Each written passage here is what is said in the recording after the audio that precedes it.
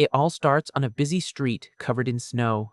A joyful vibe takes over the place with Christmas decorations and laughter everywhere. A family walks by enjoying the holiday, with the little girl excitedly claiming that it was the best day ever.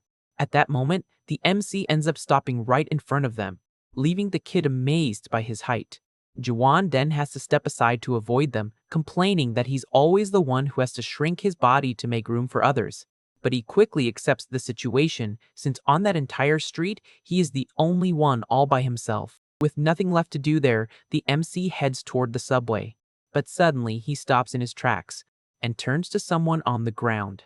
He notices a Santa Claus asking for spare change and realizes there's another lonely person in the area. The good old man stays hunched over while the busy crowd moves around him. In front of him, a cardboard sign asks people to leave a wish, something the young man would normally ignore and just keep walking. However, since it's Christmas Eve, the exact day he lost his parents in a tragic accident, he decides to stop and crouch down. With that, Juwan takes out his wallet to grab a bill. The MC places the money in the donation box and also offers him something to eat. He then leaves the snack right next to the cash. Immediately, the dressed-up homeless man grabs his hand tightly and thanks him profusely for his kindness. The man insists on returning the favor and begs to hear the young man's wish. Thinking the guy is completely out of his mind, the young man regrets stopping and tells him to let go of his arm. His attempt to pull his hand away fails miserably against the incredibly strong grip. Juwan tries to use all his physical strength, but can't move a single inch while the stranger repeats that he needs to grant a wish. With a bizarre look, Santa warns that he can't return to his village until he hears the wish. Left with no choice, the MC agrees to speak just to break free. Staring at the crazy man, he starts thinking about what to ask for. As a wish, he says he wants to win the lottery, but the old man refuses, claiming a lack of sincerity. The young man's expression changes as he reflects on what he truly desires deep down in his heart. Remembering his painful past, he confesses that he just wants a real family that will always stay by his side. Being very specific, he details that he wants a wife who resembles a bunny and a daughter as cute as a mongoose. The homeless man gives a weird smile and claims he can smell the sincere wish coming from a lonely soul. Excited, the stranger celebrates his luck in finding someone with energy so similar to his own. With a manic look on his face, he promises to find this pure-hearted wife and a beautiful daughter who will respect him. The old man kisses the MC's hand, wishing him a happy life, making the young man step back feeling creeped out. Juwan walks away quickly, muttering about the man's craziness, while the stranger promises to use all his power to make the wish come true.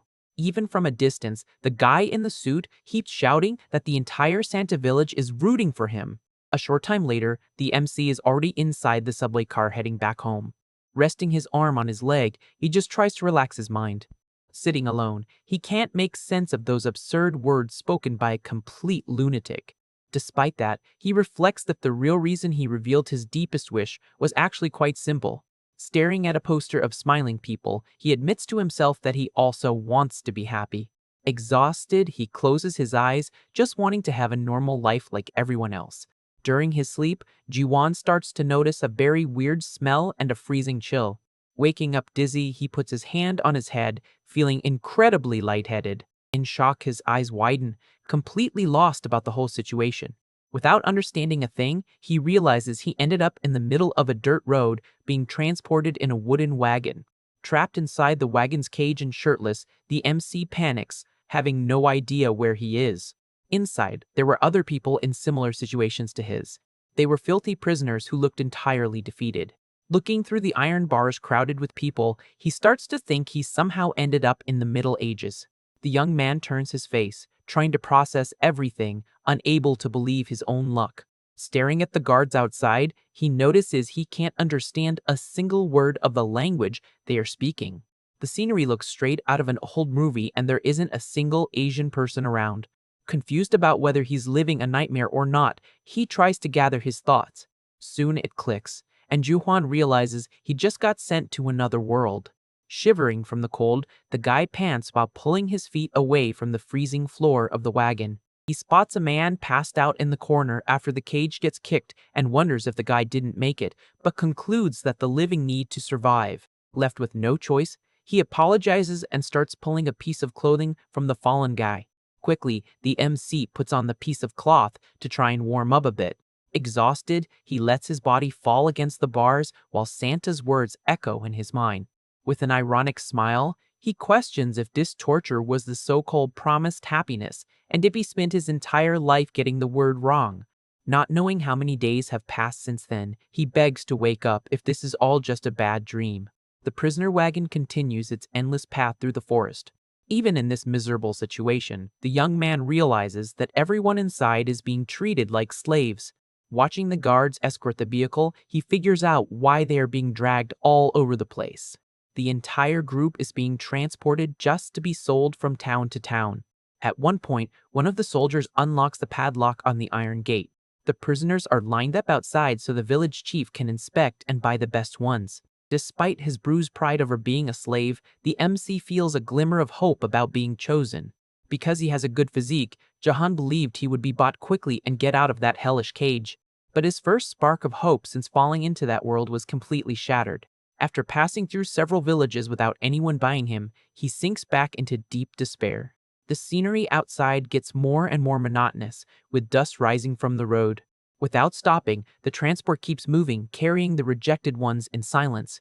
Completely broken, he falls flat on his back on the wooden floor, questioning if there's any point in staying alive. Just then, an old memory of his mom pops up, asking little Juwon to always live life to the fullest, no matter the situation. The memory of his mother squeezing his shoulder wanting to make sure he understood resonates strongly. Passed out in the wagon, Juhan wonders if he'll really be able to endure all of this. At that moment, the memory of the crazy Santa returns with the promise to grant his wish.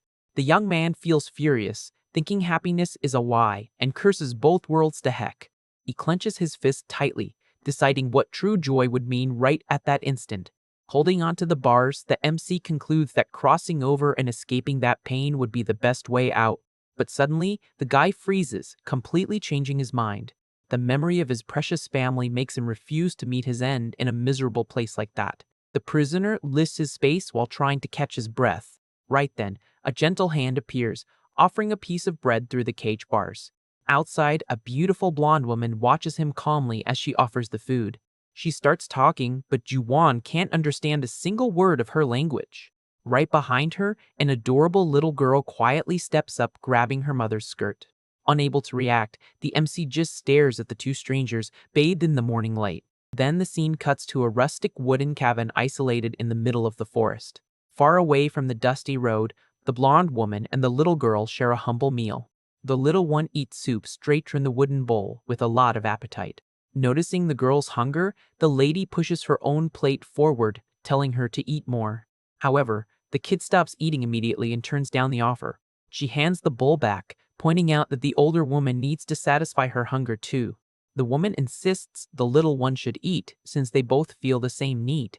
Understanding the little girl's stubbornness and affection, she pulls the plate back. Feeling a huge wave of affection, the blonde agrees that they should finish the meal together. Suddenly, the village elder knocks loudly on the door, breaking the peaceful mood. Startled, the woman hugs the child, while the man announces the council's decision to find her a husband. He orders the blonde to get ready to head back to the mountains with the chosen slave. Through the window, the elder walks away, demanding she bring food for the soldiers at dawn. Sitting on the dark floor, the young woman panics, not expecting the village to act so fast. Fear takes over her, and a confession that she's terrified of getting roughed up again slips from her lips. Hugging the little one tight against her chest, she decides to never abandon the girl, even though they've only been together for a short time. Holding the girl's face in her hands, the lady promises not to leave her alone in this world. The woman's tears start falling onto the little girl. The little girl can't hold back her emotions and also starts to cry. And the two of them just stayed there hugging, crying, and showing their affection for one another. The woman paces anxiously around the kitchen, thinking about what will happen to her own fate. Curled up on the cold floor, she mentally begs not to have to relive that nightmare. At that moment, her gaze shifts to the corner of the room. The little one is sleeping hugging a teddy bear, making the blonde imagine the fear the girl must be feeling. Being just a 5-year-old orphan with no name, the child totally depended on her protection. The woman's mind drifts to the past, remembering the day her own dad traded her away. When she arrived at the isolated mountain cabin, she was beaten by her future husband before she even unpacked. The cruel man violently punished the newcomer just for being late on the trip. The impact of the blows made her realize this was the start of a cursed life. Fallen on the floor and completely bruised, the lady felt the heavy burden of her sad reality. However, in that dark moment, the little girl appeared, peeking from behind a barrel. Still hurt on the wooden floor, the blonde looked up with aching eyes. In that absolute hellhole, the little girl watched her with pure innocence. Unafraid of the scary scene, the child walked toward her. That little girl with an angel's face was the only one to give her comfort in that place. Fortunately, the brute hunter went out to the mountains that day and never came back home. The villagers reported that he ended up becoming wolf food out in the forest. Upon receiving the news of his passing, the lady felt relief mixed with heavy anxiety. With the cruel experience she had, she feared what would happen to the two of them from then on.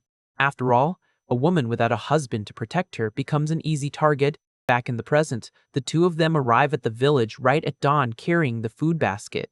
During the walk, the locals start whispering, pointing down the road. The little one points to the horizon, signaling that a wagon is approaching. The caged vehicle stops in the center of the settlement, kicking up dust. Following the elder's order, the two walk up to the transport to deliver the bread. Getting closer to the cells, the woman gets startled when she notices an isolated man. Juwon's dark and broken look reflects a lifetime of suffering. In the guy's mind, the memory of being attacked and called useless resurfaces. At the same time, the woman's trauma comes back up with the memory of her late husband's kicks. The shadow of her abuser complained that their crying had ruined his appetite.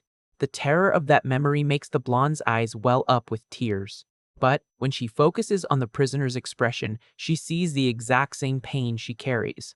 In silence, the lady takes the warm bread out of the straw basket.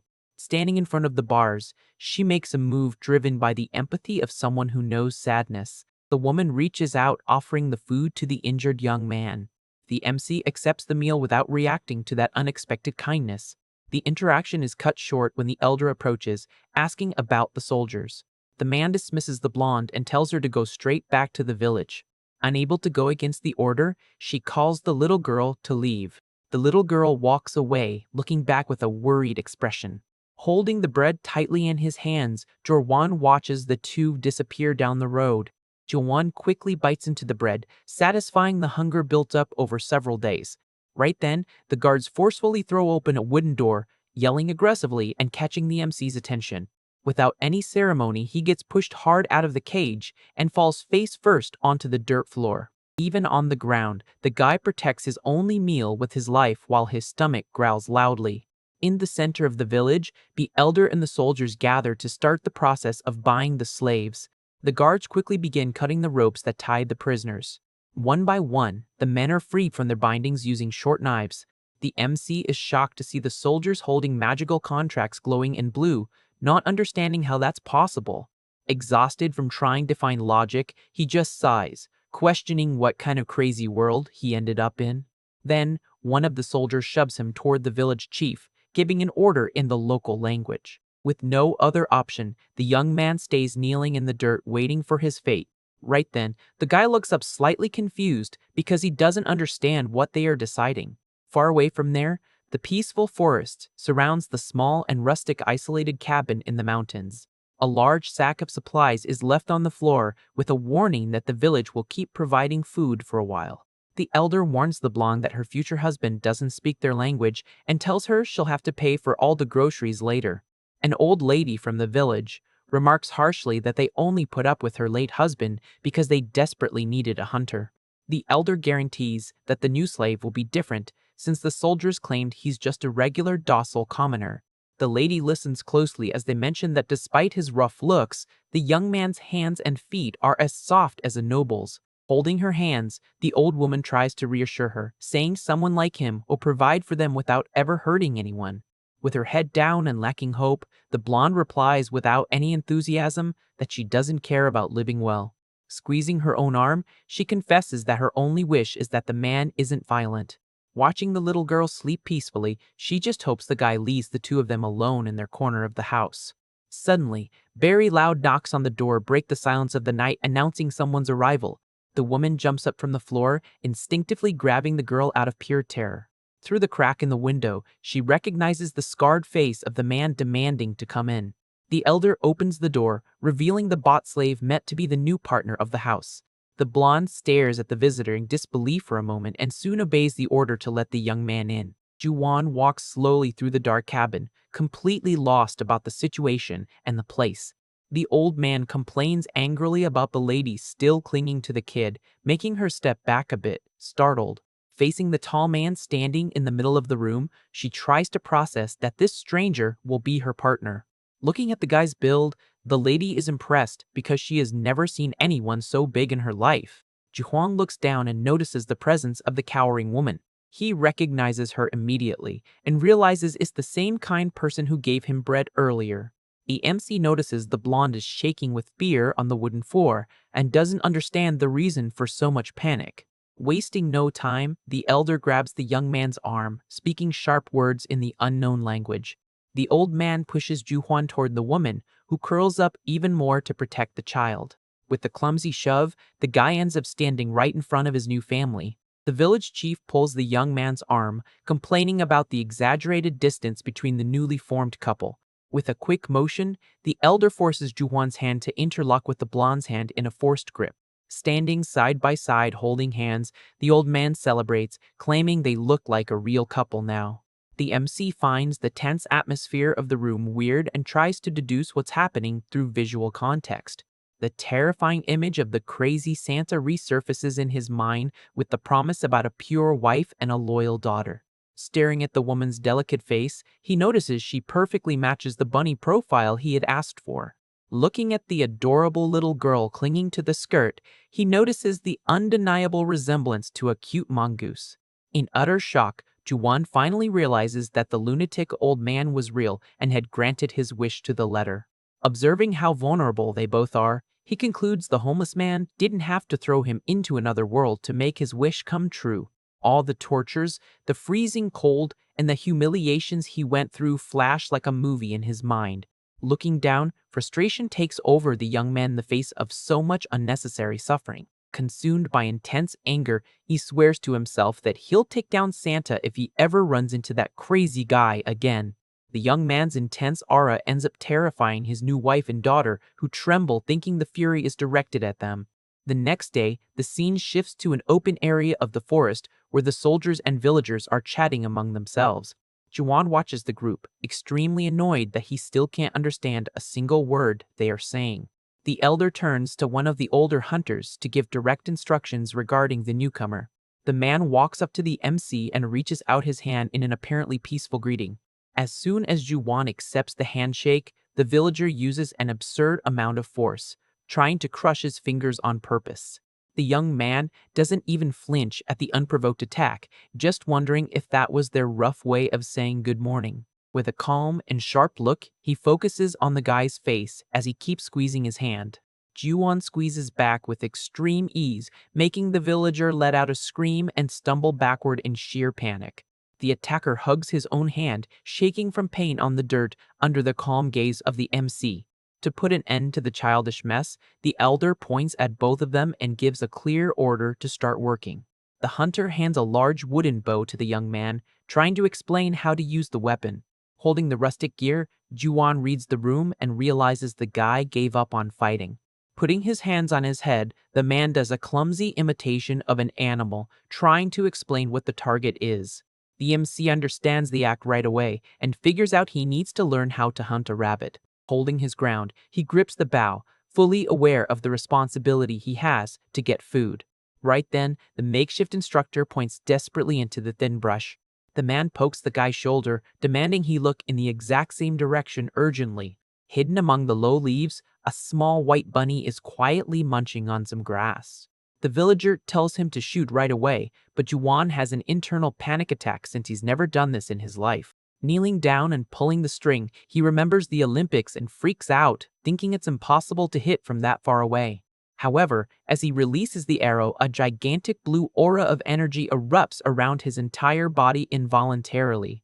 The projectile cuts through the air at brutal speed and hits the ground, kicking up a cloud of dust and scaring the prey away. Both of them drop their jaws, staring at the crater in the brush. not understanding where such destructive power came from. Still paralyzed by the force he just unleashed, the young man ignores the amazed yelling of the villager in the background. With this mysterious ability discovered, the image of his new family pops into his mind as a reason to keep going. Juan turns around surprised when he hears something catching his attention from behind. In silence, he reflects on the display of power he just showed off. Watching the blonde woman walking with the little girl in the basket, the guy thinks about the fact that she is his bride. The MC's heart beats faster as he notices how pure that scene is. While the instructor keeps talking in the background, Juwan keeps his eyes glued to the two of them. Shortly after, the new family gathers sitting on a cloth laid out on the ground like a picnic. Wasting no time, they start enjoying the meal together in the middle of the forest. The young man holds a bowl full of hot stew prepared for them. While the woman also eats, Juwan savors the food in silence, processing everything. He tries to offer a little bit to the young girl, but she gets scared and quickly hides behind her mom. Faced with that fearful reaction, the guy just stares at the scene, not knowing how to act. But soon, a gentle smile takes over his face as he sees them together. The word family always sounded foreign to him from his school days until he was 30 years old. But now, life had finally given him the company he had wished for so much.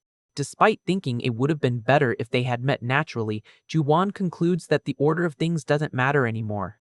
Looking up at the sky, the MC admits he still wants to take down the crazy Santa, but at the same time, he feels grateful. In his thoughts, the young man sincerely thanks the old guy for making his wish come true. The next day, things start moving at a much more frantic pace for the group. Carrying a giant sack of supplies, he walks down the road wondering if the two are managing to keep up. Right behind him, the blonde is breathing pretty heavily, showing clear signs of exhaustion from the long walk. Juwon gets frustrated because he can't even ask if she's okay due to the language barrier. Determined, he realizes the urgency to adapt quickly to this new world in order to take care of them. Suddenly, the MC stops in his tracks in the middle of the dirt path. An old memory comes to mind, where he hears that you should never hesitate when you want to protect someone. The voice from the past taught him that you must act the exact moment that desire hits. Guided by this thought, the young man turns fully toward his new family. He walks decisively over to his wife, making the blonde back away a bit, spooked by the sudden approach. The little girl also shakes with fear and lets out a terrified whimper. Trying to calm them down, the guy asks in his own language for them not to be afraid, saying he's just going to hold them for a bit. Without understanding a single word, the woman stays frozen in place, staring at the giant man. The MC realizes their panic is only getting worse as he tries uselessly to communicate. The little girl can't handle the tension and starts crying loudly, hiding in her mother's skirts. Scratching the back of his neck, he regrets the fact that a simple approach causes such immense despair for both of them. Without stalling anymore, Juwan politely excuses himself as he crouches near them. In an agile move, he grabs the woman's waist, taking the blonde completely by surprise. Using his absurd strength, the young man lifts both his wife and daughter at the same time, holding them securely. Settling the little family in his arms, he adjusts his posture without letting the sack of supplies fall from his back. Even carrying that extreme weight, the guy stands tall without making the slightest apparent effort. The little girl peeks in surprise over the giant's shoulders and lets out a small squeal in her native tongue. Tucked against the MC's broad chest, the blonde's eyes widen, unable to process what is happening. With a calm smile, Juwan just asks her to hold on tight during the trip. As he walks at a brisk pace, he finds it weird how light they both seem even with all the luggage combined. Focused on their well-being, the young man decides he needs to learn how to hunt quickly to feed them proper meat. Knowing the responsibilities waiting for him, he mentally prepares for the hard work ahead. Exhausted and feeling a brand new sense of security, the woman ends up resting her head gently on her husband's shoulder. The guy stops for a second, feeling the warmth of her body pressed against his. Closing her eyes peacefully, the blonde finally allows herself to relax in the arms of that gentle stranger. The group continues their walk to the dense forest, following the slow steps of the villager guide. Arriving at the old rustic cabin, Juhuan thanks the guide while the man bows his head to say goodbye. The MC watches the guy leave down the dirt path, leaving the family finally alone at home. Staring at the falling apart wooden shack, he figures that place is going to be even colder than his old bedroom.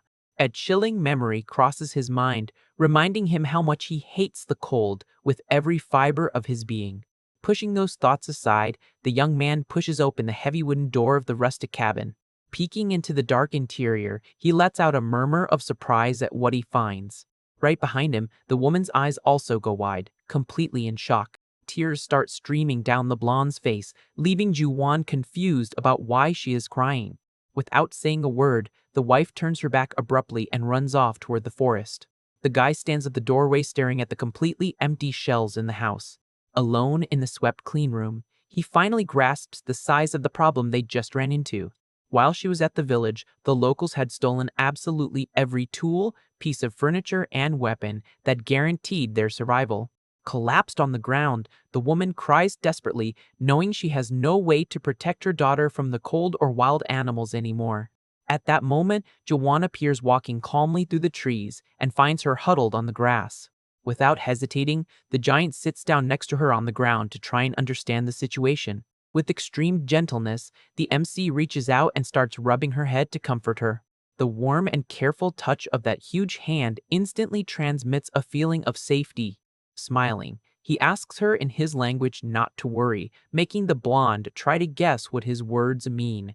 With teary eyes, the wife stares at the strange man she was forced to live with. She thinks about the downsides, aware that they don't speak the same language and that he apparently doesn't know how to hunt. The fear of not being able to survive together in such a cruel place haunts the poor lady's thoughts. But even facing all these hardships, Jahuan's serene smile doesn't fade away. With a firm voice, the young man promises that he will protect them from any danger in that world. Then he gently wipes away a tear sliding down the traumatized woman's face. This small gesture of affection makes the blonde open her eyes wide, very surprised. Bathed in the sunlight coming through the trees, the two share a moment of deep, silent connection. The weight of despair finally lifts from the lady's chest, leaving her confused about why she feels so relieved next to that giant. Looking at her, Juwon reflects that in his original world, he lived completely alone ever since he lost his parents.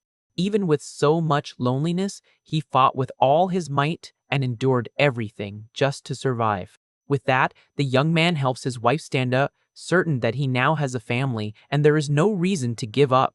With a clenched fist and a determined look, the MC swears to do whatever it takes to provide for them. The blonde woman watches her husband's firm attitude, taking a deep breath and seeming a little calmer. However, the heroic moment is broken when the guy's stomach growls very loudly from hunger. Suddenly, the little girl comes running desperately across the grass, yelling in that world's strange language. Trying to protect her mom, the little one pushes against the giant's legs, begging him not to hurt the blonde. Shortly after, the three sit together on the forest floor to try and calm things down. Staring at his wife, Juwon tries to process the fact that he just consoled a crying woman in his arms. The daughter keeps sniffling while clinging to her mom, leaving the MC lost in thought about such a brand new situation. Several recent memories flood his mind, from the moment the blonde gave him bread to the mystery about the kid's origins. Remembering when he wiped the tears from her face, he tries to understand the real reason for all the crying. Despite all the barriers, the young man is sure that, with effort, the three of them will build a real home. Hugging his new family, Juwon promises to be a good husband and father, guaranteeing that they will never cry again. Still sitting there, he reassures himself in his thoughts that neither of them will ever regret being by his side. Later, with the sun already setting, the group returns to the safety of the old wooden cabin. Inside, the mood gets weird again, with the MC sitting on the floor facing the two of them. Scratching his head, he regrets that, after the emotional moment in the forest, their interaction went back to square one. Even so, he feels relieved noticing they are only cautious and no longer terrified like before. Thinking about how to break the ice to start their life together, a simple idea pops into his head.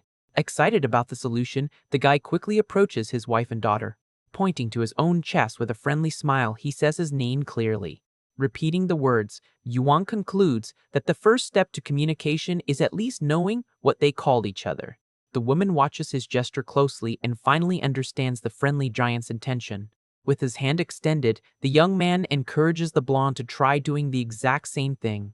Still a bit hesitant and with a low voice, she finally reveals her name is Lizzie. The MC repeats the name out loud, confirming he understood what his wife just said. Very satisfied with the progress, he compliments her name with a genuine smile on his face.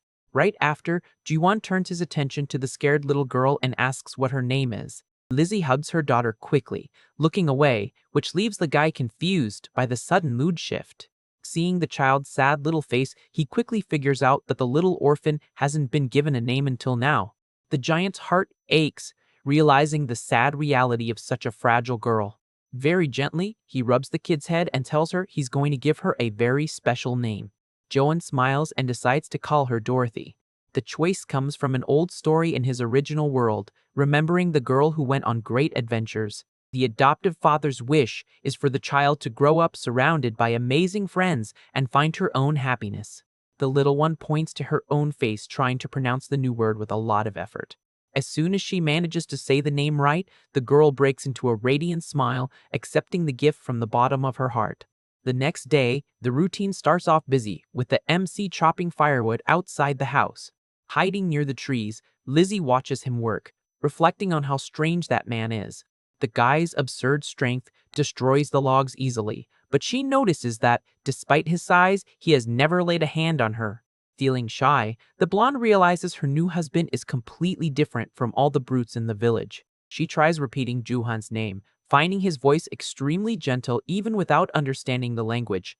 A dark memory of her late husband surfaces, reminding the young woman that she had never been treated with an ounce of kindness in her life. Watching the sweaty guy's welcoming smile, Lizzie keeps wondering the reason behind so much goodness. He finally notices her presence near the trees, while the blonde concludes that a man like him doesn't belong in that place. Very excited, Juan raises his hand and calls his wife by her name, flashing a wide smile. As he gets closer, the young woman focuses her eyes and tries to analyze her husband's dark hair and eyes. Immediately, village rumors flood her mind about a distant nation that had summoned a hero. Legend had it that the summoned savior had hair and eyes exactly as black as the night. With the giant walking her way, she starts comparing the looks. Analyzing the young man's calm face, the lady admits the features really do match the legend. However, she quickly brushes off the crazy idea, certain that such an important figure would be in a luxury palace and not chopping wood in the bush. Besides, the summoning story was still nothing more than a simple village rumor. When the MC stops right in front of her, she uses the sunlight to check the details more closely. Relieved, she notices his hair and pupils lean toward a shade of brown and not a pure black. The wife lets out a long sigh, concluding he's just an absurdly big and strong guy. Not understanding her own feelings, she questions why she felt so relieved by this realization.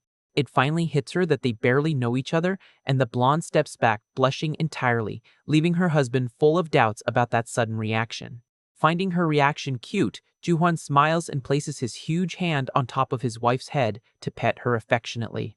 Caught off guard by the sweet gesture, the young woman mentally confesses she is definitely not used to this. Throughout her miserable life, the approach of a man always meant imminent danger. Her former husband's heavy hand only ever landed on her hair to yank it and start a beating session. But now, feeling the warm and careful texture, she relaxes completely and wishes the touch would last forever. Surrendering to that feeling of safety, Lizzie closes her eyes and leans her body toward her husband. The guy's face turns red, totally disarmed by that silent show of affection. The blonde slowly opens her eyes, looking up at the giant, with a sweetness he had never received before. Guided by the heat of the moment, the MC gently holds her face and they get closer. The silence of the forest sets the stage for a calm kiss filled with pure feelings. Seconds later, Juwan's eyes widen and he pulls his face away, realizing the huge mistake he just made. His wife had frozen in place like an ice statue, utterly shocked by his sudden move. Sweating cold from nerves, he stutters while leaning back, aware he pushed boundaries with such a traumatized woman. Not knowing where to hide his face, the young man grabs a wooden bucket and runs off in a hurry, making the excuse that he's going to work. Gripping the container tightly, Juhan runs to fetch water, trying to hide his own embarrassment. Sprinting deep into the forest with the bucket in hand, Juwan flees desperately from the awkward situation. Left behind, Lizzie stands with wide eyes, trying to process the sudden kiss she just received. Already far away, the guy mentally curses himself for his reckless action, worried about what his wife must be thinking of him. Stopping near a tree, he regrets crossing the line with someone he met that very same day. Without even being able to converse, the MC wonders if it would be best to just pretend it never happened. Trying to push away those bad thoughts, the giant decides to focus on his core of fetching water. But looking around, he realizes he ran too deep into the forest and ends up not recognizing the way back. The tense silence of the woods is broken by a terrifying noise coming from the darkness between the trees. Right then, the young man stops his tracks and decides the best thing to do is grab the water quickly and head back to the safety of the cabin. But before he can move, a chill runs down his spine as he realizes he isn't alone. Right behind his back, a gigantic beast emerges silently from the dark foliage. It was a colossal wolf with glowing red eyes, staring at the human like its next meal. Hearing the creature's aggressive growl getting closer, Juwan slowly turns his head, already dreading the worst. Completely in shock, he faces the monstrous animal, unable to believe the absurd size of the predator. The panic hits so hard that the guy trips over his own feet and falls sitting on the hard dirt. Acting purely on survival instinct, the MC grabs a thick piece of wood lying on the grass. At that exact moment, the massive wolf leaps, aiming its sharp fangs straight at the guy's body. The beast's drooling mouth gets inches from his face in a fierce and brutal attack. Screaming in pure desperation, the young man swings the branch with all the strength he has against the monster. The impact is so violent that the wood shatters on the animal's head, throwing the creature to the side. Despite the hit, the beast manages to clamp down on Juhuan's arm with a devastating bite. Feeling his flesh tear, he screams in anger, stating he refuses to meet his end in a place like that. Refusing to abandon his new family, the giant lands a hate-filled punch right in the wolf's face. With a direct hit, the predator gets disoriented and backs off, letting go of the victim's heavily damaged arm. Away from the beast, the human agonizes in pain, feeling like his entire body is on fire. Suddenly, his eyes widen as he realizes that the bizarre sensation wasn't just a delusion from the wound. Intense flames spontaneously burst from the MC's injured arm, scaring even the animal. As he stands up, the magical fire engulfs his limb, lighting up the dark forest with a powerful glow. Even facing that impossible scene, the wolf ignores the danger and goes in for a second deadly attack. Harnessing the mysterious energy, Juwan delivers a full-on flaming punch right into the furious beast's chest. The explosion of flames completely swallows the monster, frying the wild animal in a matter of seconds. The smell of burnt meat rises in the air as the smoking carcass of the beast collapses lifeless on the ground. Exhausted, the guy plops down on the grass panting, trying to make sense of the absurd blaze he just launched. Inspecting his own arm, he is confused to see that neither his skin nor his clothes suffered any burns. Looking at his clean hands, the young man finally puts the pieces together and concludes that it was definitely magic. Immediately, he remembers stories from his world where people were transferred and gained special abilities. Luckily for him, that classic cliché of getting absurd powers in another world was actually happening. If this is really true, his family's chances of survival had just gone way up. Thrilled by the discovery, the giant lies on the grass and points his hand at the sky, shouting the name of a spell. He gets up and repeats the command exhaustively in various dynamic poses, but absolutely nothing comes out of his arm. Frustrated, Juhuan starts testing increasingly overpowered magic names to try and awaken the power. Striking dramatic poses to summon dragons, he looks like a crazy person yelling to himself next to a dead animal. Giving up on the humiliation, he sits down discouraged and notices the severe injuries from the bite had healed on their own. Lost in thought, the MC figures that if he masters this gift, he'll be able to hunt anything in that forest. With this divine strength, he is positive he can provide a much richer and safer life for his family. Lying back down, he reflects that this healing magic will be essential in case they get sick, far away from doctors. Determined to be patient, the guy stands up from the grass, confident that the magical fire will show up again. At that moment, a sad memory invades his mind, recalling the tragic accident that took the life of his beloved grandfather. During that tough time, his selfish relatives showed no compassion and blamed the orphan kid for the tragedy. The young boy suffered heavy abuse from the very people who were supposed to care for him after so many painful losses.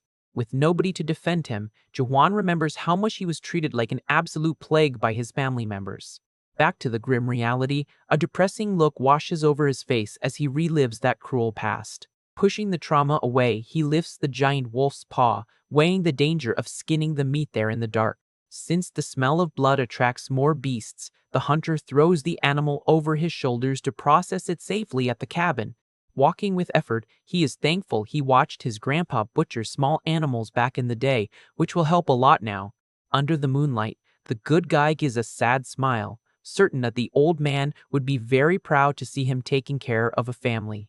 During the long trek, he raises his free hand, still trying to figure out how to trigger the flames on command. Meanwhile, in the warmth of the old wooden house, Lizzie and her daughter are cooking peacefully near the lit fireplace. With a gentle smile on her face, the blonde hands a wooden bowl to the little girl to help clean up. Very obedient, the little one quickly takes the item while getting a very affectionate head rub from her adoptive mom. The simple gesture makes Dorothy break into a radiant smile, happy to be in a welcoming place after so long. Very excited about her mission, the kid walks around the house to store the bowl near the front door. She leans against the wooden wallboards and places the container very carefully among the rustic tools. But as she curiously peeks through a large crack in the wood, the girl notices something moving outside. Suddenly, the dead monster's head bumps against the wall, revealing its snout, which draws a desperate scream from the child. Terrified by the macabre sight, the little one backs away in tears, not understanding what it was. Hearing her daughter's scream, Lizzie instantly panics and grabs a carving knife off the table. Without a second thought, the armed mother runs over, warning the girl to back away from danger. But as soon as her eyes focus on the intruder outside, the blonde freezes, totally shocked by what she sees. Through the open door, she realizes the terrifying wolf was just hanging on her exhausted husband's back. Seeing Juwon staggering from the excess weight, the wife yells in concern, trying to keep him from getting hurt. Completely drained of energy, the giant collapses to his knees on the grass, dropping the beast's carcass on the ground. Mother and daughter run out into the cold night to help the hero, who greets them panting, asking if they are okay. Reaching the sweaty guy, the blonde abruptly stops in her tracks when she realizes how absurd the scene is. The relief of seeing her husband alive is so overwhelming that the weapon slips from her hand and falls harmlessly into the brush. Shaken by the scare, Lizzie bursts into tears of relief as she hugs her husband, while Juhon tries to calm her down by assuring her everything is fine. Right after, little Dorothy walks up crying and hugs the giant's leg, leaving the guy speechless at their distress. Gently, the MC hugs his wife and explains he only got bitten on the arm, swearing he's already perfectly fine. The hunter decides to sit on the grass next to the dead wolf to comfort his new family, asking them once again not to worry. Then the blonde repeats over and over how happy she is that he's alive, earning a surprised look from her partner. Even without understanding the language perfectly, Jahuan deduces the woman is just expressing her relief due to her tearful tone of voice. The little girl also keeps crying nonstop, holding onto his leg, mumbling sad words about the massive scares she had. Understanding the child's sincere intentions, the human's heart aches, and he swears to himself that he will never make them cry again. The long night of strong emotions finally comes to an end with the sun rising and brightening the peaceful surroundings of the wooden cabin. Bright and early in the morning, the young man starts the heavy work of skinning the monster's carcass on a makeshift table near the door. He holds a rustic knife and focuses all his attention on separating the thick hide from the meat without ruining the valuable material. However, the guy lets out a frustrated sigh when he realizes the task actually takes way more time than he thought. Tired from the constant physical effort, Jawan wipes the sweat from his face and reflects that he'll need to test a different method next time. Just as he decides to finish the last cuts of meat, the giant is caught off guard hearing his wife's soft voice calling his name. Immediately, he turns his head toward the cabin and spots Lizzie's silhouette standing in the doorway waiting for him. Hearing his name, Juwan turns in surprise to confirm if it was really his wife calling. Walking across the grass, the blonde approaches carrying a large wooden bucket and cheerfully calls back to him. As soon as she puts the container on the ground, she says a few words in her native language, leaving the giant totally confused. From the visual context, the MC quickly deduces the woman brought the bowl for him to store the chunks of meat. Glad for the help, he scratches his chin trying to dig up the exact word for thank you in that language. A bit awkwardly, the hunter stammers a shy thank you, anxious to see if he pronounced the term right. Hearing her husband's funny accent, Lizzie can't hold back and lets out a sweet, genuine laugh. Thinking he committed some terrible blunder, the guy scratches his head in embarrassment and mentally wonders where he messed up. But to his surprise, the young woman shows understanding and repeats the word tenderly to confirm its meaning. At that moment, she closes the distance between them and takes a step forward in the cabin's yard. Overcome with a good feeling, the wife affectionately thanks him while looking deep into her protector's eyes. Totally disarmed by that sweetness, Juwan replies that it was nothing, feeling his heart beat faster in his chest. As he starts putting the meat in the bucket, he reflects that he had never heard a simple thank you from his relatives. With the blonde crouching down to help with the chore, the human realizes he keeps having brand new experiences by her side. The woman slowly heads back to the house, leaving her husband feeling lighthearted as he remembers the kiss they shared earlier. Walking back, Lizzie feels her face burn with shame as she recalls the intimate moment they had. Despite the huge embarrassment, the young woman walks toward the cabin, admitting to herself that she's actually pretty curious. Looking up at the sky, she wonders if her husband has kissed other women in the past, and if they felt the same thing. Overcome by a brand new sensation, the wife confesses her heart aches from so much excitement, even making her want to cry. Determined to focus on work, the blonde enters the covered area and approaches the table where the giant is still cutting meat. She begins to help sort the pieces, finding it very strange that a man is doing that kind of domestic chore. With the two working in sync, Lizzie is amazed at how the guy acts like it's the most natural thing in the world. Suddenly, their work rhythm breaks when they bump into each other and end up frozen staring at each other up close. Seeing the hunter's face getting closer in silence, the woman panics internally, imagining what's about to happen. Totally taken over by the nerves of the situation, she squeezes her eyes shut tight, waiting for the inevitable contact. The MC leans his body toward her, shrinking the distance between their faces to almost zero. However, he just stretches his arm to grab a piece of meat off the table, leaving his wife surprised when she opens her eyes. Dying of embarrassment, Lizzie turns her back sharply and mentally curses herself for closing her eyes like that. Not understanding the situation, Duan holds the heavy bucket and watches his partner's sudden reaction. Meanwhile, the young woman freaks out from the awkwardness, devastated by the idea of looking like a crazy lady waiting for a kiss. Noticing his wife's sudden agitation, Juwan drops the bucket and asks if she needs anything. With her face completely red, Lizzie promises herself that this time she won't close her eyes to avoid any misunderstanding. But the giant surprises the woman with a kiss on her forehead, leaving her paralyzed with her eyes wide open at the sweet gesture. After the soft touch, the hunter looks at her with a gentle gaze, showing all the affection he feels. The young woman stands completely unresponsive to the unexpected move, and right then her husband picks up the bucket upon spotting little Dorothy in the yard. Seeing the child hiding behind the door, the blonde panics and wonders if the little girl witnessed the kiss. Overcome by uncontrollable embarrassment, the adoptive mother turns around and runs back inside the house without saying a word. Away from there, the woman walks quietly in the shade of the trees, trying to push away the awkwardness that took over her heart. Meanwhile, the guy follows right behind, walking on the sunny grass with his daughter holding the edge of the heavy bucket. Finding the child's effort to help adorable, the big guy flashes a wide smile and thanks her for the support. But the girl suddenly stops walking and stays quiet, making Juwan wonder if he messed up by not calling her by her name. Fixing the mistake right away, he repeats the thank you, including the little one's name, which cheers her up and she goes back to holding the bucket with excitement. All smiles from the recognition, Dorothy helps carry the meat container, feeling quite useful to the family.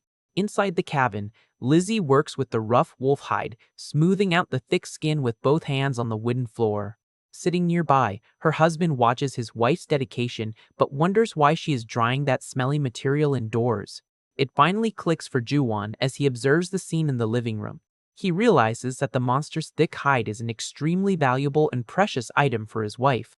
Right then, little Dorothy slowly approaches the stretched out skin on the floor under her adoptive mother's watchful eye. Showing zero fear, the kid reaches out her little hand and squeezes the defeated beast's snout like it's a toy. The innocent playtime makes the blonde let out a hearty laugh, breaking the tension that previously filled the room. Watching them interact, the hunter feels relieved, noticing his partner seems to be genuinely having a good time.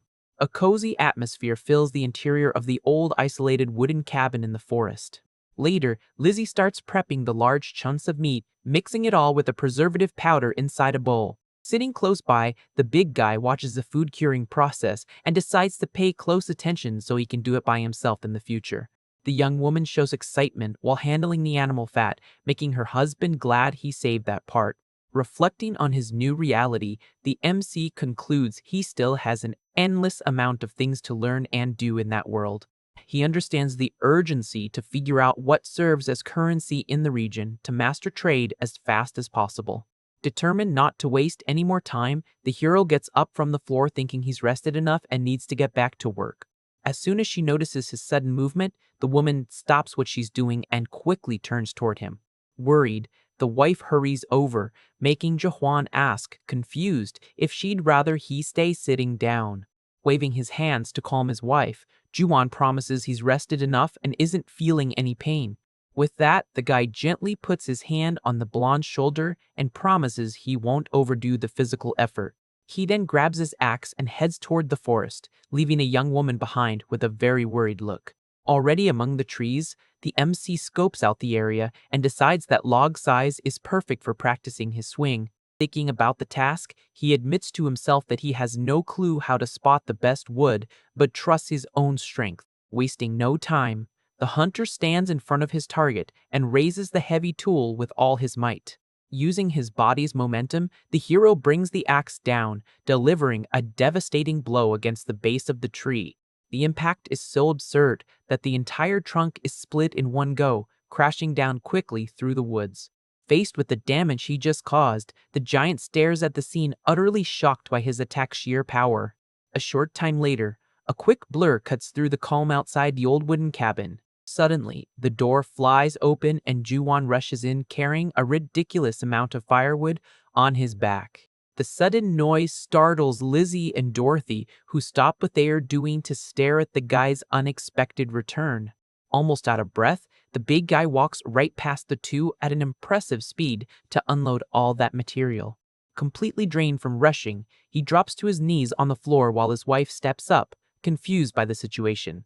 Seeing his partner's distress, the husband tries to catch his breath quickly to reassure her and promise everything is fine. Seeing the husband's state, Lizzie quickly hands him a clean cloth to wipe his sweat, getting a sincere thank you in return. Eager to help, little Dorothy runs hurriedly across the wooden room, pattering her little feet on the floor. Without missing a beat, the little girl dunks a piece of fabric into a bucket full of clean water. With the soaked little towel in her hands, the kid makes her way back, dripping water all over the cabin floor. But in her rush to cool off the big guy, she ends up tossing the wet cloth right at his face, catching the hunter completely off guard. After the initial shock, the MC wipes his eyes and lets out a confused hum at the girl's cute behavior. He then turns to his wife, overflowing with joy, leaving the young woman visibly relieved by the whole scene. At that moment, the daughter puts on an adorable expression, with sparkling eyes, anxious for some praise from the hero. Understanding the hint perfectly, Ju-won warmly rubs the kid's head and thanks her for the help using her name. Thrilled by the compliment, Dorothy runs off to do it again, making the guy desperately ask her to stop. Watching the little one's innocent mess, the MC thinks that this entire wonderful situation feels almost like a dream. Filled with a deep sense of peace, he swears to himself that he'll do whatever it takes to keep that happiness alive every single day. Tranquility finally settles around the old isolated house while smoke rises from the chimney signaling it's mealtime. The heat of the fire works intensely, roasting the large chunks of meat secured from the last successful hunt. Gathered in the middle of the room, the new family enjoys a hearty and hot feast, sealing their first day of true peace. Finishing the meal, Juan looks away from the table and notices something cute happening near Lizzie. Little Dorothy couldn't fight off the day's exhaustion and ended up falling fast asleep right there on the floor. To avoid ruining the kid's rest, the MC makes a sign asking the woman to be quiet. With extreme care, the big guy bends down and picks the little girl up in his arms without making a sound. Sitting on the floor, the young woman watches in awe at how carefully the hunter carries the girl. Walking slowly, the guy crosses the room lit by the fireplace toward the double bed. Reaching the furniture, he tucks his daughter into the soft mattress and pulls the blanket up to keep her warm. While the girl rests, the silence of the night wraps around the old rustic house. In another room, the wife uses hot water from a wooden bucket to wash her face and clean up. Just as she finishes wringing out the damp cloth, the MC walks into the area peacefully. Surprising the guy, the young woman quickly reaches out and grabs her protector's hand. Overwhelmed by a wave of feelings, she squeezes her husband's fingers with both hands, brimming with affection. Faced with the unexpected touch, Juwon stays quiet and confused, trying to figure out what his partner wants. The dimly lit room creates an intimate vibe between the couple isolated inside the cabin. Pushing her shyness aside, Lizzie closes the gap and throws herself into a tight hug against the giant's chest. Gathering her courage, Lizzie starts to untie and pull her husband's shirt from the neck. With her face burning from embarrassment, she tries to push her shyness away, telling herself that this is a wife's natural role. Caught in the moment, the young lady lifts part of the hunter's shirt, leaving his body exposed. Faced with her bold move, Juwon stares at his partner silently, trying to process what's going on. But right after, the MC shows that he actually finds all of his partner's effort adorable. However, her courage suddenly vanishes and the blonde turns her back, freaking out from the embarrassment. Before she can run away, the hero reaches out and holds his wife's wrist firmly. Taking advantage of the opening, he gently pulls the woman back close to his body, taking her by surprise. Right by her ear, the husband softly whispers that it's time for them to go to sleep. Without letting go of the young woman's hand, the giant leads her down the dark cabin hallway toward the couple's bedroom.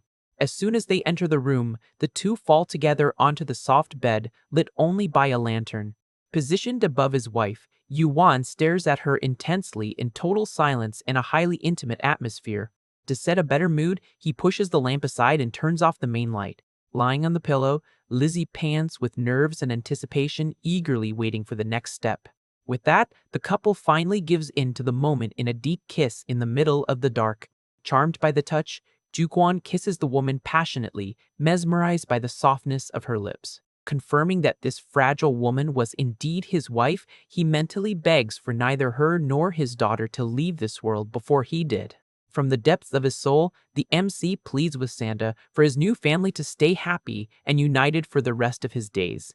The next day, the story reveals that living in grand castles with multiple rooms is a luxury exclusive to rich nobles and lords.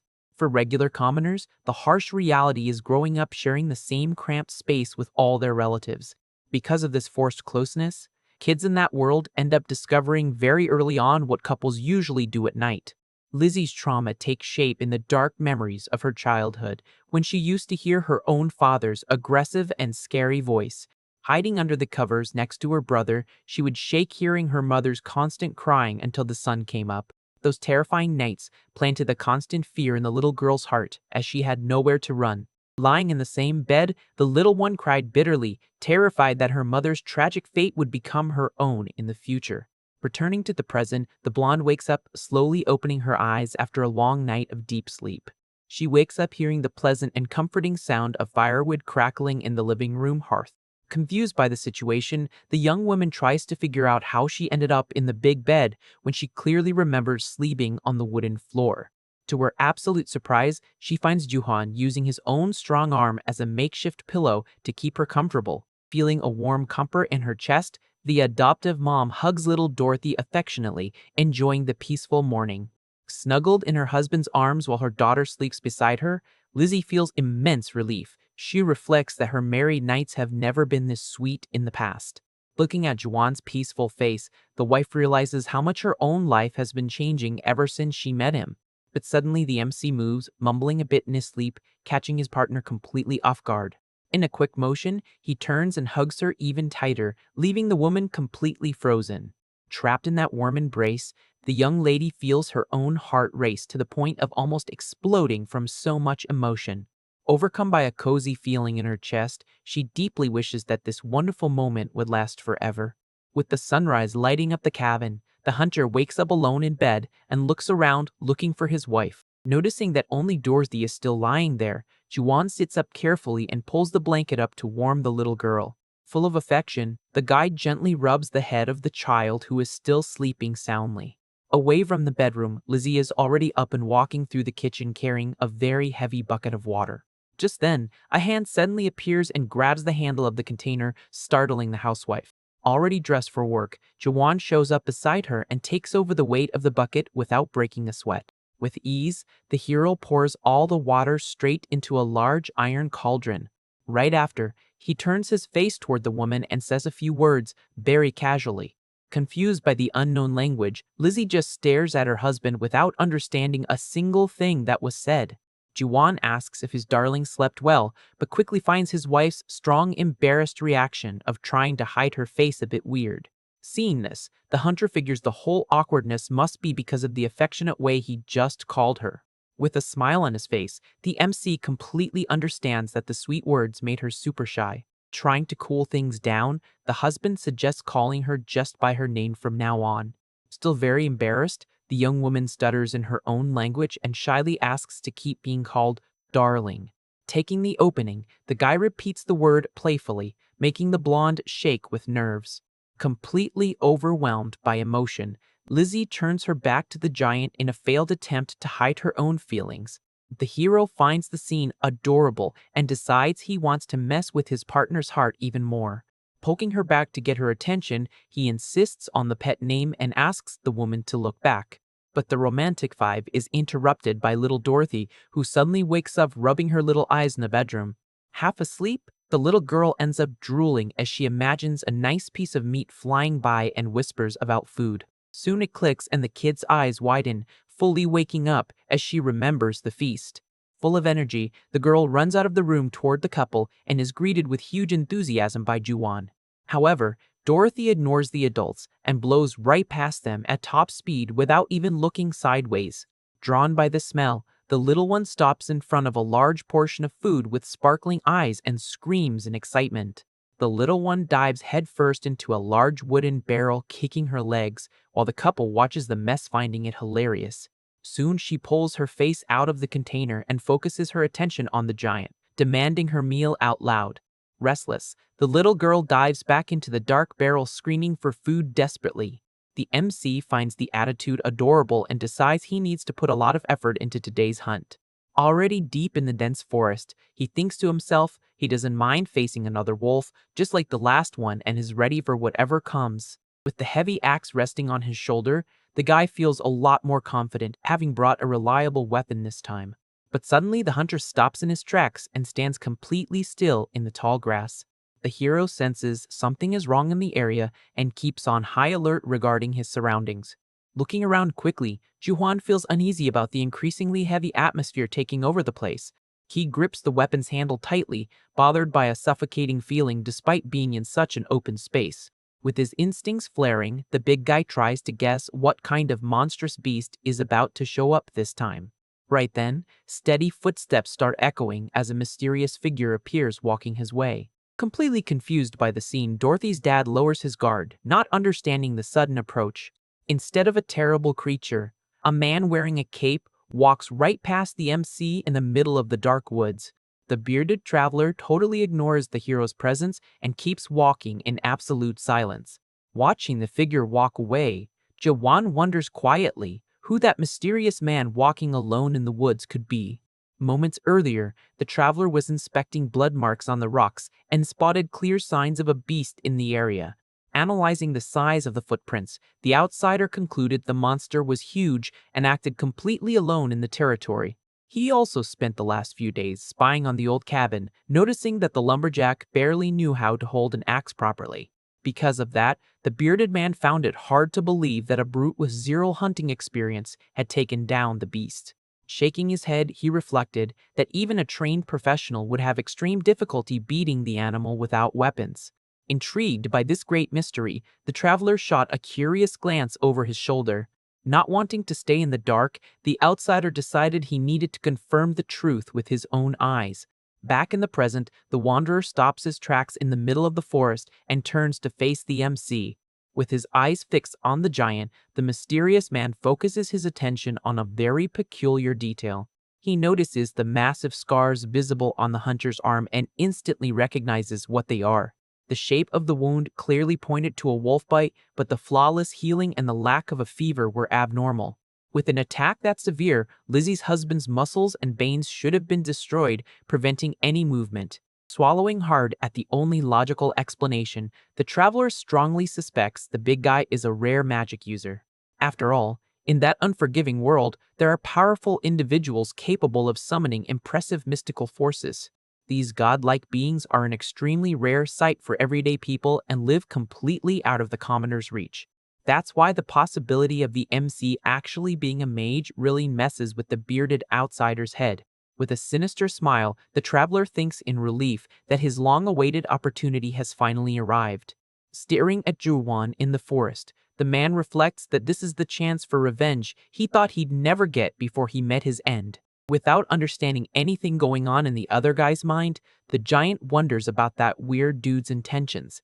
In his thoughts, the stranger remembers his youth when he was just a man full of energy, very different from his current self. Back then, anyone who took control of a noble's lands was forced to serve in wars. If their service was good, a person could become the lord's direct advisor.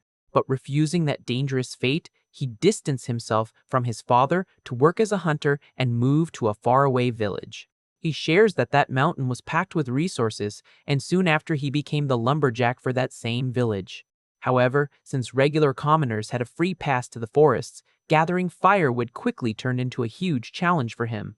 With no way out, the young lumberjack had no choice but to venture deeper and deeper into the edges of the thick woods. Naive, he thought it was the perfect chance to get to know the terrain, never understanding why the locals avoided that area. However, the rules demanded that any lumberjack in charge of the forest be in perfect physical condition at the moment they signed the contract. Tragically, the hunter lost his official lumberjack title when he suffered a severe accident right before signing the paper. With terror in his eyes and badly hurt on the bloody forest floor, he didn't expect to hear the awful growl that echoed in the dark. In that desperate moment, the young man found out the hard way that mountain was home to terrible goblins. Unable to defend himself, the injured guy was grabbed by the creature, letting out a threatening growl. The story reveals that these monsters usually kidnap human women just to force them to bear their offspring. Because of this cruel practice, the village that already suffered from a shortage of women lost even more residents while the young man was dragged away. Screaming in pain from the attack, he explains that the area ended up being known around those parts as the Goblin Village. Back to the now-aged man in a dark room, he reveals he endured a miserable life, patiently waiting for revenge. With tears of pure hate on his face, he explains he lived among the villagers for decades, with the sole desire to get payback on those bastards. His big goal was to manage to survive at any cost until the day he could burn the monster's hideout down to ashes. Returning to the present in the middle of the forest, the wanderer is absolutely certain that Juhuan has the power necessary to make that wish come true. Watching the hero, he notices the guy has a completely different physique from the people in that region and carries the strength of a giant. Plus, the outsider is blown away by the absurd regeneration ability the MC showed on his wounds. With all these qualities, the traveler concludes that man can become the strongest monster hunter he has ever seen in his life. He knows the goblins are hiding out in the mountains right now, but he's sure they will attack the village as soon as they run out of women. Determined, the wanderer limps right past Jowan while deciding to turn the big guy into an exceptional hunter by the time that day comes. Walking away confidently, the traveler plans to hide the nest's existence until he secures a magical contract that will stop the hero from backing out of the deal. Back to the encounter in the woods, Juhuan gives a polite bow and greets the stranger in the local language. Watching the guy's stance, the traveler notices the hunter keeps his center of gravity pulled back and doesn't lower his guard at all. Excited, the older man pulls back his hood, revealing his face, and announces that starting that day, he will teach him everything he knows. He guarantees the giant will be an excellent hunter, leaving the NC in silence, trying to grasp the message.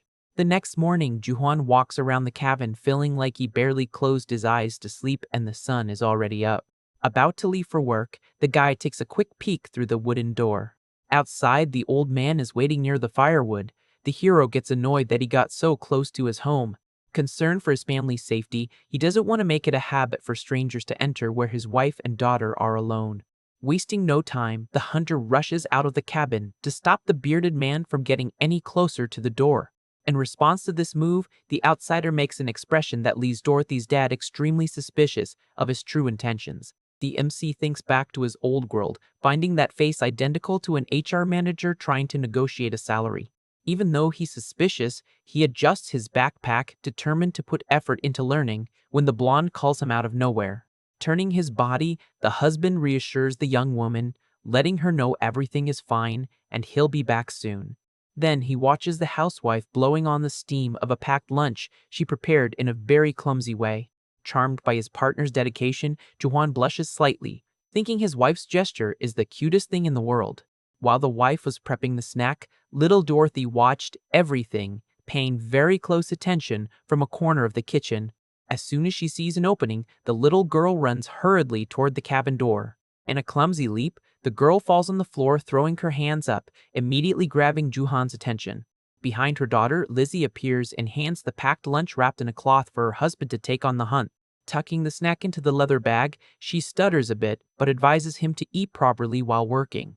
Feeling a warm comfort in his chest, the hero reflects on how wonderful it is to finally have a family that cares for him.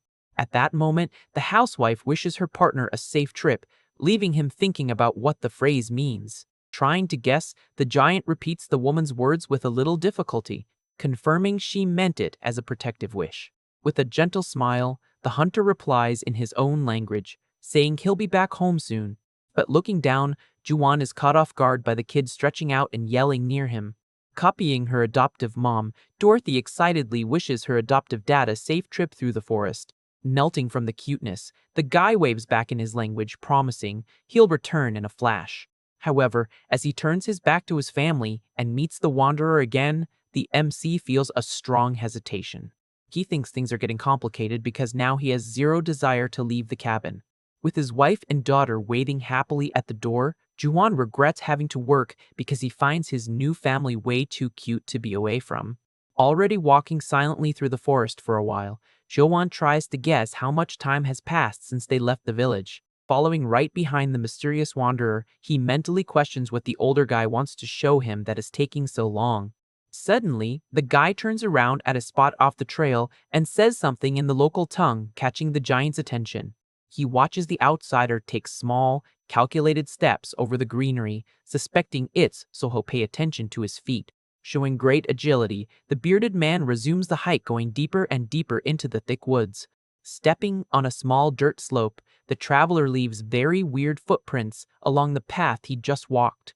Looking closely at the marks, Juan's face shows an expression of surprise at the discovery.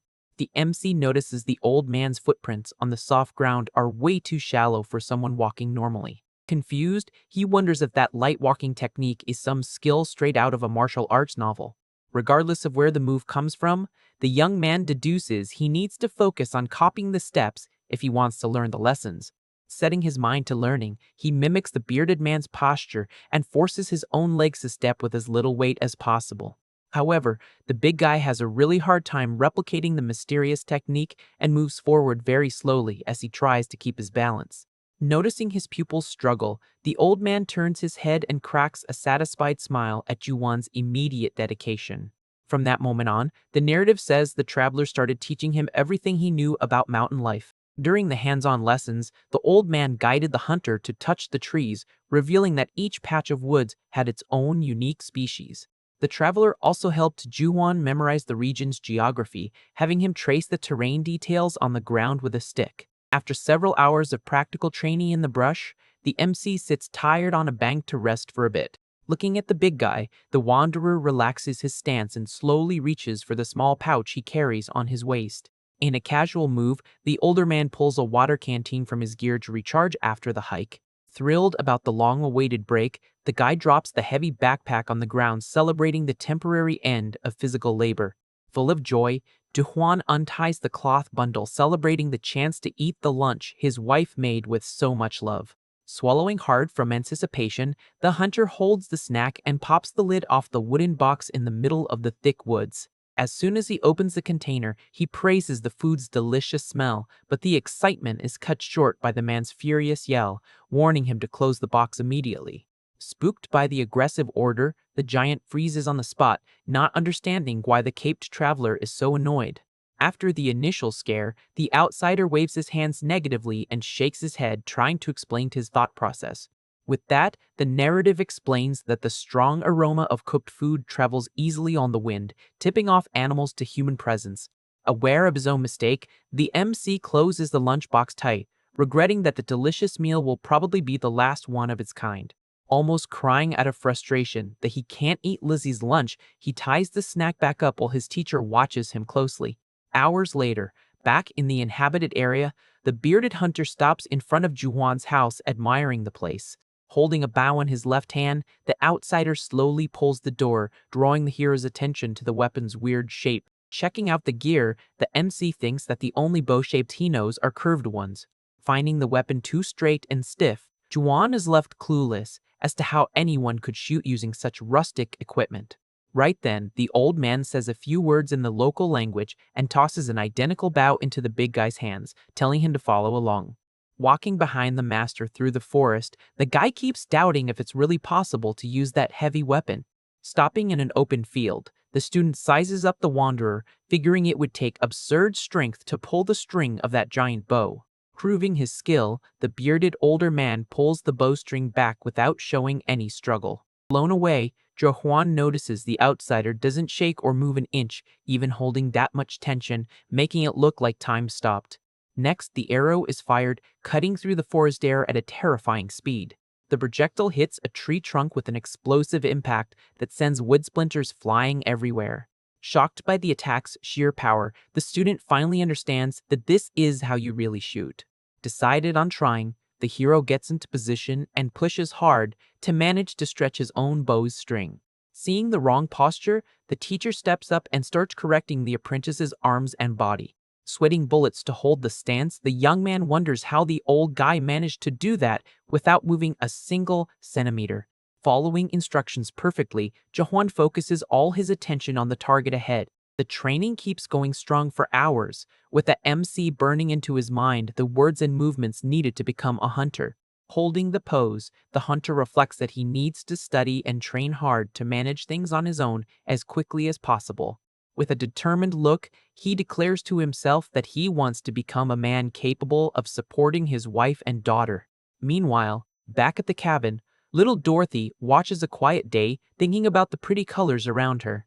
Rolling around on the spacious bed, the little girl remembers her adoptive dad's dark hair and how good the meat he brought was. Sitting on the mattress, the kid rubs her full belly and jokes that it feels like the food is growing more and more in there. Satisfied and warm, the child lets out a sweet laugh of pure happiness. Watching her adoptive mom smile in the room, Dorothy notes that Lizzie has been laughing a lot since Juhuan arrived. Seeing the woman fold close, the girl thinks hearing that laugh brings a cozy feeling, just like staying close to the wood stove. Excited about her new life, the tiny girl hopes her belly empties out soon, just so she can eat more delicious meat. But a thought crosses the orphan's mind about what the big guy's true role in her life really is, considering he's the blonde's husband. Picturing the couple walking away holding hands, the kid gets anxious about the chance of being left behind since she isn't their blood daughter. Fear overtakes the little girl, who dreads that the guy might just end up taking only his wife away in the near future. With tears forming in her eyes, Dorothy grabs her own clothes, wondering what would happen to her in that sad scenario. But, all of a sudden, the child hears a noise that cuts her thoughts off and spooks her. Looking around the bed quickly, the girl realizes the housewife is no longer in the room with her. Hiding in a dark corner, the child curls up scared as she recalls the cruel insults she used to hear. The disturbing memory brings up the image of the late hunter, who always yelled that she was a useless burden, only good for wasting food. Shaking with terror from the memories of the old abuser, the little girl tries to choke back her tears. Worried about the house supplies, she runs toward the storage barrel to check on the food before doing anything else. Peeking inside, the girl breaks into a relieved smile seeing the meat is safe and goes back to wondering where her mom went. Tiptoeing to the wooden door, the kid gets curious to find out what the woman is doing outside. But when she peeks her face through the crack, the little one gasps in pure shock at the scene. Quickly, she hides behind the cabin wall, paying very close attention to what is happening out in the yard. Outside, the orphan sees the blonde surrounded by several dangerous men from the village, recognizing the group instantly. Sweating cold, Dorothy remembers those guys used to beat up the old hunter, who would then take his anger out by roughing up his wife. Hiding behind the rocks, the little girl shakes in despair, terrified Lizzie might end up completely destroyed, just like her real mom. In the yard, the blonde leader of the villagers aggressively grabs the young woman's arm and accuses her of stealing their meat. Scared, The housewife tries to pull away, explaining that it was her husband who hunted the animal and brought it home. The other local laughs in her face, claiming they got her a new husband so she wouldn't starve, and now she repays them by robbing the village. Almost crying, Juwon's wife screams desperately that it's true, and her current partner managed to take down the beast all by himself. Having absolutely no patience, the group leader tells the woman to shut her mouth and lands a violent slap on her face, knocking her to the ground. Ignoring the victim lying on the grass, the intruders break into the cabin to ransack the place. As soon as they step into the main room, the men look up and drop their jaws when they see the massive wolf hide laid out. Touching the animal's soft fur, the blonde villager celebrates the find, knowing that perfect leather is worth an absolute fortune. Blinded by greed, the leader yells at his cronies to tear apart every corner of the house looking for more valuable items. Curled up under the bed, Dorothy hears the heavy footsteps of the invaders searching for more hidden meat. Trembling in the dark, the kid is outraged, realizing those jerks want to steal everything the giant managed to hunt. Acting on impulse, the housewife runs hurriedly into the room, trying to stop the looting. In an act of bravery, Lizzie spreads her arms in front of the wolf hide, yelling for nobody to touch her family's things. With her face covered in tears, the young woman stomps her foot firmly, stating that it belongs solely to them now. Mocking her protective stance, the local steps closer, reminding her that not too long ago, the lady didn't even have the guts to open her mouth. Showing zero pity, the coward lands a brutal kick to Lizzie's stomach, saying she got cocky just because she got a new husband. With the impact of the sudden attack, the young woman is thrown hard against the wooden cabin floor. Coughing and in severe pain, the hero's wife tries to prop herself up on the floor, totally defenseless against the group of thieves. From her hiding spot, the little orphan watches in terror as her adoptive mother lies hurt right in front of her without being able to do a thing. Bleeding from the corner of her mouth, the blonde keeps her head down, feeling all the terror of her old life coming back at once. Suddenly, the woman's eyes go wide as she realizes how serious the situation she got herself into is. Hiding in the gap, the girl confesses in her thoughts that she always pretended not to know about the awful things happening out of fear. Crying quietly, the orphan blames herself for being a bad kid who only knows how to hide, having absolutely no idea how to help. Pulling the housewife by her hair, the blonde villager laughs in her face, but is questioned by a partner about the risk of the giant finding out about the theft. Chill about it, the leader explains her husband doesn't even understand their language and that losing such a strong hunter if he left would be terrible. With an evil grin, the man lifts the hurt woman off the floor and suggests they take her deep into the forest. Grabbing Lizzie forcefully, he announces he's going to have some fun with the lady and orders his buddies to grab all the meat and valuables. One of the thugs tries to warn him that her husband might burn the whole village down out of revenge if he finds out, while the blonde begs to be let go. Laughing off the warning, the coward drags Juwon's wife out of the cabin, mocking that he only went there by chance and ended up hitting the jackpot. As soon as the intruders walk away, Dorothy crawls out from under the bed in despair, knowing something awful is going to happen to her mom. With a racing heart, the child runs toward the door, terrified that the young woman will never make it back home again. Getting outside, the little girl looks frantically at the sunlit forest, but doesn't find any sign of the group anymore. Overcome by anguish and a feeling of helplessness, the little girl can't take the pressure and breaks down into uncontrollable sobbing. Crying her eyes out in the middle of the yard, Dorothy screams her adoptive dad's name with all her might, begging him to come back fast and save the family. Seeing her adoptive mother being dragged away, Dorothy realizes in despair that the invaders are taking Lizzie away. While the woman is taken deep into the forest, the scene cuts to the MC reflecting that this felt like a really long day. Walking through the woods, the caped guide stops out of nowhere, making Juwon realize the training is over. Thanking him respectfully, the guy bows his head slightly for everything he learned over the last 2 hours. But suddenly, a loud cry echoes through the trees, making the hero instantly recognize little Dorothy's voice. Turning his face toward the cabin, he figures the little girl doesn't usually cry desperately like that. With that, the big guy goes into high alert and sprints toward the sound, terrified that something bad happened at home. Running at top speed, the young man thinks to himself about the risk of both of them being in danger. Reaching a clearing, the hunter spots the village men surrounding his wife in the middle of the path from a distance. Consumed by uncontrollable fury, Juan swears mentally that he will eliminate whoever is responsible for that.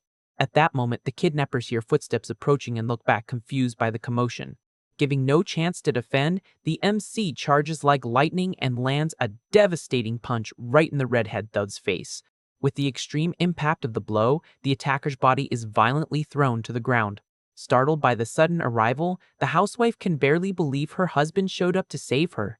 Backing away on instinct, the rest of the group freezes in terror, facing the newcomer's brutal strength. Terrified by the scene, one of the villagers grabs his own head in pure shock, seeing his buddy on the ground.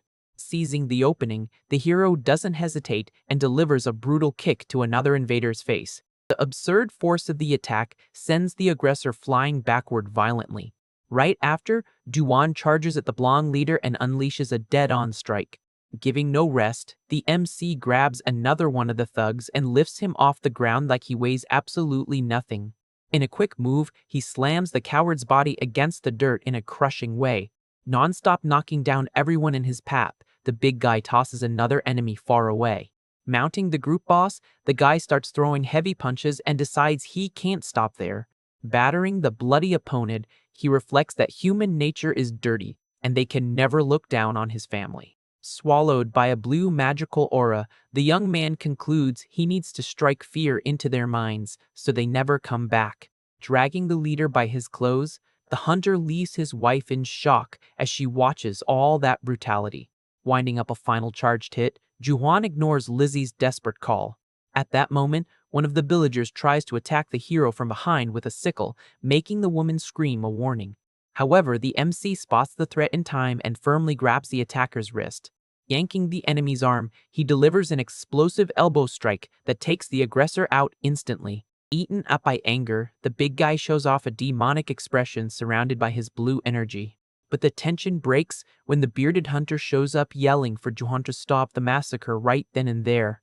Holding his student's arm, the wanderer tells the guy to calm down. Pointing toward the house, the old man asks if the hero doesn't realize how terrified his own family is by the scene. Looking ahead, the MC sees Lizzie shaking and spooked by all the chaos. Far away, little Dorothy cries at the cabin door after witnessing the terror. Regaining his senses, Juwan's magical aura fades as he sees the damage he almost caused. The tense vibe in the forest slowly starts clearing up as calm returns to the area. Watching her husband, the housewife reflects that he seems so gentle, but actually hides a scary rage. She admits in her thoughts that the guy's brutality instantly reminded her of her deceased abuser. Seeing the knocked-out villagers, the young woman admits she felt scared she would end up getting roughed up the same way they did. However, the fear vanishes the moment she meets Juquan's worried eyes, realizing there's no threat there. Analyzing the big guy's gaze, Lizzie understands he was just desperate to keep her safe. As the hero slowly gets closer, she notices he looks afraid that his own wife might be scared of him. Calling the lady by her name, he approaches carefully, making her wonder why he cares so much about her. Still shaken by the situation, the blonde takes a slight step back, gripping her own dress. Looking at her shaky hands, she doesn't get why she is still trembling if there's no more danger and figures that's why he backed off. Staring at her husband's sadness, Lizzie mentally begs the guy not to feel so hurt. The young woman thinks it would be easy to use words to explain she isn't afraid, but the language barrier makes everything harder. Determined to clear up the misunderstanding, the lady makes an unexpected move and steps forward. Calling Juwan's name out loud, she runs toward the big guy. The housewife's hurried steps close the gap that separated them. Getting close, Lizzie holds her husband's hands with firmness and affection. Feeling the warmth of his skin, the blonde is absolutely certain she doesn't need to be afraid anymore. So relieved, she knows that as long as she is by the MC's side, nobody will ever be able to hurt her again. Bringing the guy's large hands to her own face, the young woman closes her eyes, feeling a deep sense of safety. With her face covered in tears, the hero's wife thanks him from the bottom of her heart for saving her. Caught off guard by the sweet reaction, Juan relaxes his posture, feeling a huge sense of relief. Seeing the woman nestle into his hands so tenderly, he just murmurs her name in awe. Emotional, the MC pulls Lizzie into a protective hug and gives thanks that she is okay.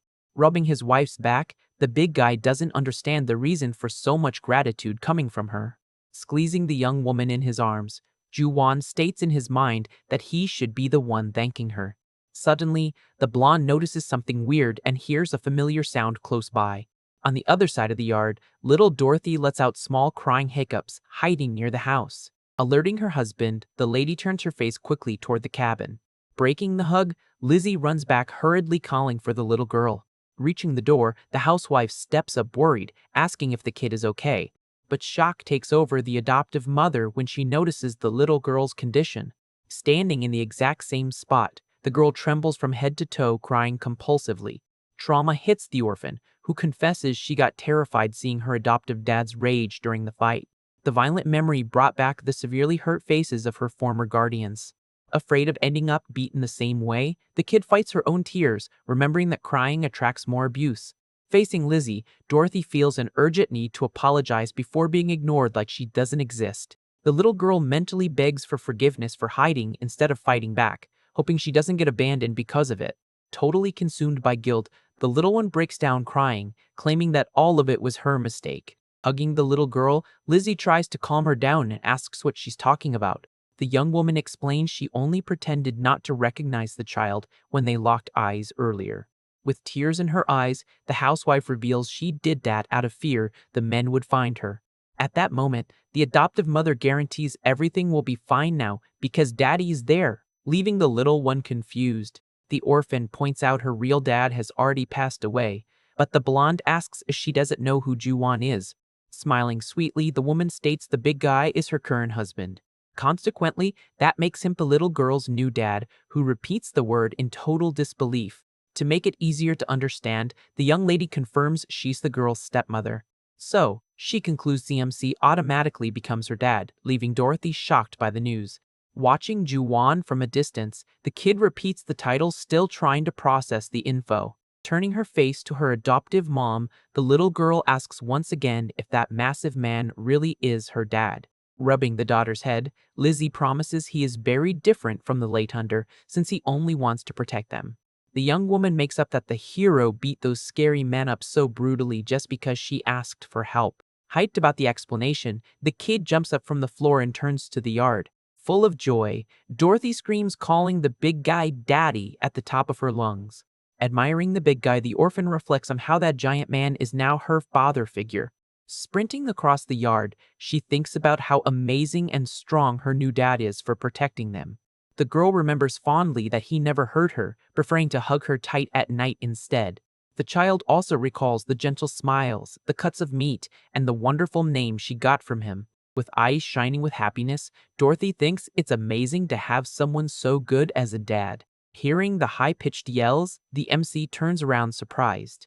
He watches the little girl running his way full of energy and charm. Without a second thought, the hero opens his arms to catch his adoptive daughter. In an excited leap, the little girl throws herself into his hug, calling him daddy over and over. Holding the kid firmly, Ju-won realizes he doesn't speak the language, but perfectly understands the feeling. The hunter keeps the orphan in his arms, feeling immense peace take over the moment. However, the big guy suddenly smells something weird and gets confused by the situation. The MC then notices the girl peed her pants. Seeing Dorothy's innocent smile, he decides to change her clothes quickly to avoid a cold. With that, the guy walks back to the cabin, carrying the kid in his arms. Getting close to his wife, Ju-won receives a loving hug from Lizzie, bringing the whole family together. But the peace doesn't last long, because little Dorothy looks over her dad's shoulder and spots something on the ground. Pointing at the wooden bucket, the kid yells excitedly about the meat the bad guys tried to steal. Hopping out of the hero's arms, the little girl runs full speed past the knocked-out invaders. Totally laser-focused on her goal, she sprints across the grass, ignoring everything else around her. Reaching the container, the orphan grabs the edges of the bucket full of juicy wolf chunks. Straining hard, the tiny girl tries to lift the heavy load all by herself. Blinded by the urge to eat, the girl stares at the food with an intense sparkle in her eyes. Startled by their daughter losing her balance, Ju-won and Lizzie rush over shouting her name. The little girl stumbles backward, almost letting all the precious food spill onto the dirt. Watching the kid's absurd effort, the MC is blown away by her willpower.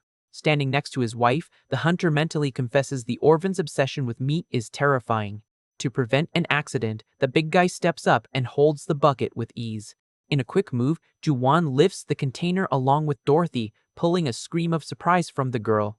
Seeing the little one's amazed expression, the guy jokes in his head that becoming a hero to her is a piece of cake.